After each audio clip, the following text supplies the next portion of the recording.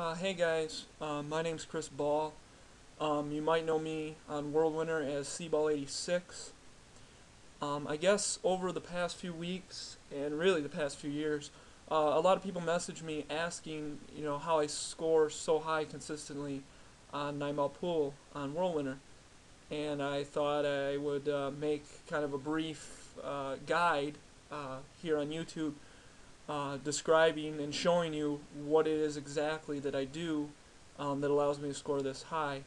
A few brief things before I start here. The reason I keep the window on just the pool screen while I'm showing this to you is that the program I'm using to record this slows down my computer significantly, and the smaller the window, the easier it is on my computer. I'm not using any kind of software. Everything I'm doing is just me, the mouse, and the computer. I know there's been, accusations thrown around about that. I don't know if there is software, a bot, or something that can help you play, but I certainly don't use one, and I wouldn't even know how to go about doing that. So I guess other than that, just keep in mind that it does slow down my computer a little bit. It makes it kind of choppy when I'm playing here. So I'll probably look pretty crappy around some points, but I just want to kind of give a brief outline of what exactly I do. Some of the things that I do, I don't know if it's just me that's doing them. I know I've talked to a lot of players about what they do, and I know guys like Runner and Godson, who are the premier of the premier players on 9-ball. I'm about a step behind them, but I know that they do a lot of the same things that I do. Few people do it a little differently, but this will get you started in the right direction anyways, to becoming a better 9-ball player. Now the first thing, what I'll do first is show you exactly what you should be doing before the game actually starts here. Start the game and delete it. You'll be at the World Winner page where you're selecting a competition. Obviously I'm going to use warm-up games to show you what I'm doing here. So you are going to hit the play competition button, and you should know that, hopefully. You'll let the screen come up and load. Now, what you're going to want to do is, if you didn't know, the arrow keys on your keyboard is a fine adjust to the pool stick. And you want to have your left hand on that and your right hand on the mouse, considering you're right-handed. This will allow you to be right there and be ready to make fine adjustments when you make your coarse adjustments with your mouse. Now there's a trick when you're starting the game that I want to show first. Right when you click the start button, there'll be a brief delay before the game loads. What you'll want to do is set your English on the cue ball. Now there's been a lot of talk about where the English should be, and I'll show you where that is, but first I want to show you how to set it correctly so you can waste the least amount of time doing it. Right here when the game starts, when you hit start the game, as the bar is loading, you're going to want to click and set your English where you want it during that brief second. I'll show you again one more time here. And this allows you to not waste, any time at all, because the timer's not even started when you're setting the English. So you click on the start game here, and then right away you want to be clicking on your English and be ready to pull the cue back. Now for the break, a lot of people do it slightly different ways, but basically the agreed upon way in the game is, for most competitions, you want to have top English. Some people right about here, as high as you can get it. Some people go a little bit to the right, some people go a little bit to the left. I set it differently for what I'm trying to do, and I'll explain that a little bit later. For the most part, I try and set it top right with maybe a 30 degree, 20-30 degree angle to 90 degrees right. So I'm probably setting it somewhere in there, somewhere in here. It's never exact because I'm doing it so fast, but it gives you kind of a range. Now you're going to want to set it there and be ready to pull the cue back right when it starts. Now, a lot of people will want to naturally hit the ball full power to move the balls around as much as possible. This is not wise. A lot of times when you pull it back to full power, you're going to get balls that spread everywhere. Now here I actually have a good setup, but a lot of times the cue will end back, somewhere in here. You'll get block shots. The reason why we don't use full power is because you want to keep the cue ball and the one ball in play, meaning you don't want to be, stuck with having to play it off 3 rails to make a shot. So when you set your English, you pull it back, you're going to want to use probably 3/4 power. Some people use closer to half, some people use closer to full, but you're going to want to keep the power bar somewhere in here. This will give you the highest percentage of good breaks. Now, it's not always going to work well.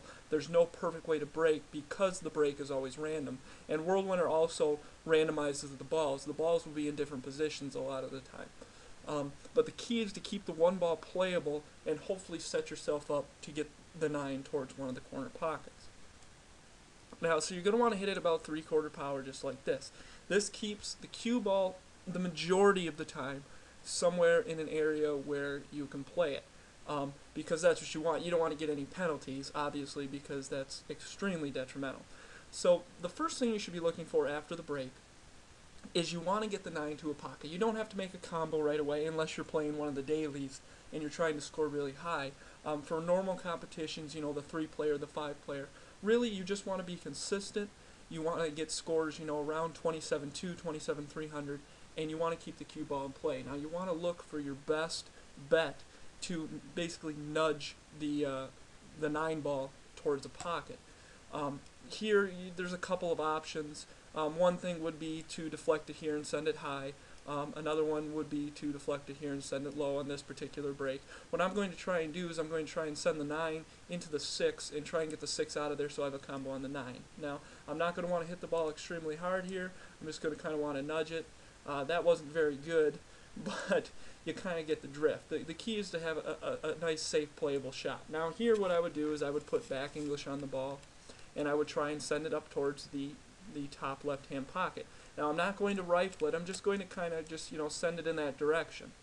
See, now here, the reason I don't rifle it is, yeah, if I'm lined up, I'll make it.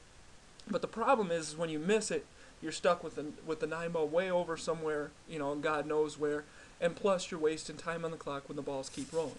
By doing this, I nudged it over. I'm trying to get it to the pocket, but if it comes up short, it's not a big deal because other balls are hitting the rail. Now I've got here is a quick tap in, a nice little combo. Now again, this isn't the easiest combo in the world, and again I'm going to try and do the same thing. I'm going to hit it hard enough to get there, but I'm not going to slam it to where if I miss, it's going to go around the table.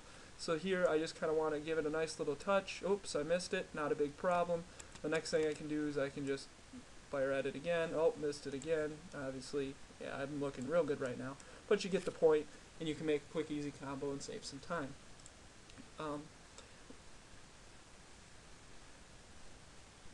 Now we'll try it again, and I'll try and run through, a typical game again. Obviously, I'm just kind of doing this on the fly here, guys, so stuff doesn't look very well. I'm trying to talk and play at the same time, but you, again, set the English before, be ready to pull it back. You want to hit 3/4, you want to get, a pretty decent shot. Now here, the 2 ball is blocking your way, but if you can play a combo, you can take the 2 ball out. Again, I'm not trying to do a whole lot with the ball. I'm just trying to get it in the right vicinity. I'm just trying to, keep it safe. A good shot there would have actually put the 2 in. But I'm just trying to keep it very simple, very concrete. It's not a big deal if you keep on missing like this because, like I said, you have a lot of time. Now here I'm talking and I'm playing, it's still a 27-2-32. Obviously, if I was going real speed and faster than that, hopefully I would have made better shots there. But you see, by doing this, when you miss, your misses don't hurt you very much. You're still able to make another attempt at it. You're only wasting a few seconds. If you put the cue or the 9 ball way across the table, you hit it hard, you're going to have to back yourself out of a situation. You're going to risk getting penalties, and your scores won't be that consistent. I'll try and do one more here for you guys. Like I said, it's kind of choppy on my end, so it's kind of tough to do things. It's really makes it difficult for me, especially since I'm talking too at the same time. But I just want to kind of give you another example here. Like I said, I'm going on the fly, so I don't know how this is going to turn out. But basically, like I said, you want to set your English as fast as possible. A lot of breaks will be like this. And like I said, you just want to keep it simple. You don't want to just smash the balls around. You want to make nice, easy shots. You just kind of slowly coax the 9 where you want it to go. And give yourself, a chance here to pocket the ball. Now, if it takes you 3-4 times, it's not a big deal. See how I did that in less than 30 seconds? And it's just by nudging the 9.